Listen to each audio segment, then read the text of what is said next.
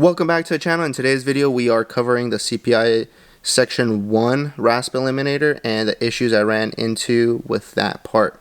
So sometimes buying expensive parts doesn't mean that they're going to fit perfectly. Sometimes expensive doesn't mean it's better. So with the CPI section 1 we had a lot of fitment issues and I thought it was one defective part. Then I reordered another one and the same thing happened with the second one. And I did mention to Bimmer World, and they said that we're going to talk to their manufacturer, that it seems like their rig is off and that when they weld it, they're not accounting for the distortion that's happening to the pipe, so it's misaligning the flanges. Got the new part, same issue. So I had to personally modify the section 1 to make it fit, but most people wouldn't be able to do that. So unless you're pretty good with welding or have the ability to bend the pipes into a position, you wouldn't be able to install the section 1. So it'd be pretty much a waste of money. So yeah, let's take a look of a clip from a couple months ago as to what was going on with the section 1 and why it didn't fit. And then I'll post some clips of before and after the section 1 was installed, so you guys can kind of compare the exhaust notes and what it does to the exhaust itself. For me personally, I noticed that it was a lot deeper inside the cabin, so I gave it a nice deep tone, and the exhaust tone in person is slightly deeper, so it does sound a little bit better. Alright, let's check out the clips and see what you guys think. What's happening is there's fitment issues with getting the holes lined up. As you can see, the bracket to line up to the OEM section 2 right there is completely off.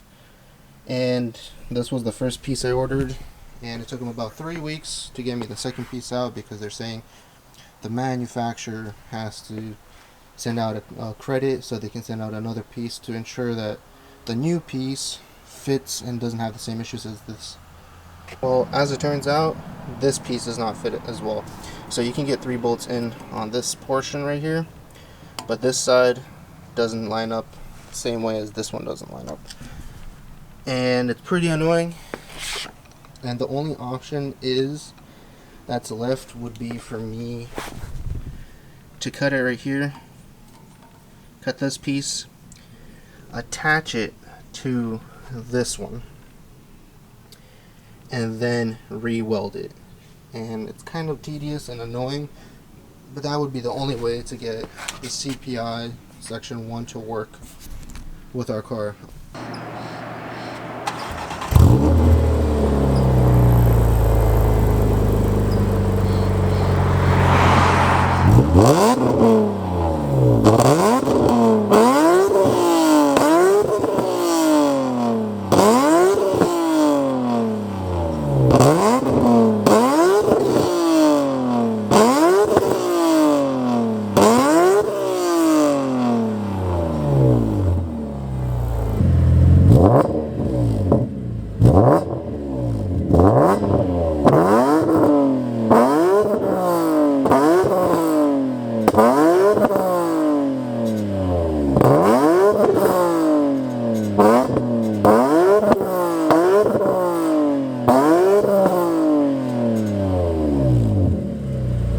Alright, we're back, and I will be dropping an official exhaust video with the CPI section 1 and my custom exhaust setup. It's going to be a full-length video, as I always do, so you guys can compare the exhaust notes and kind of compare what you guys like and what you guys don't like with the different exhaust setups that we've done in the past. So that's coming today, so make sure to check that out. Hopefully this video helps you guys save some money and not buy the section 1 if it doesn't fit.